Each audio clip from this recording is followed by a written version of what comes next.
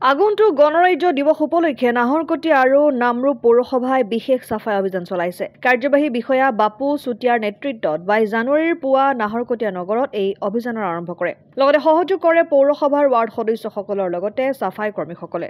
সপ্তাহজুৰি অনুষ্ঠিত হ'ব লগা চাফাই অভিযানত নগৰবাসীকো সহায় সহযোগ কৰি নগৰখন নিয়মিত চাফ-চিকুণ কৰি ৰাখিবলৈ আহ্বান জনায় কাৰ্যবাহী বিষয়াগৰাকীয়ে। নাহৰকটীয়া মিউনিচিপাল বৰ্ডৰ পৰা আমি 26 জানুৱাৰী যোনটো ৰিপাব্লিক আছে তাৰ অন্তৰ্গত আমাৰ মাননীয় মুখ্যমন্ত্ৰীয়ে এটা ড্ৰাইভ অৰ্গেনাইজ কৰিছে। আমি কণ্টিনিউৱাছ এইটো উইক চাফাই অভিযান চলাই আছোঁ। এইটো উপলক্ষে আজি প্ৰথম আমাৰ এইটো এৰিয়া আমি চাফা কৰা হ'ল। এজ এ টুডে আমি নামৰূপ মিউনিচিপাল বৰ্ডৰ পৰা আহি পেলাই আমি এইকেইটা এৰিয়া চাফা কৰিলোঁ।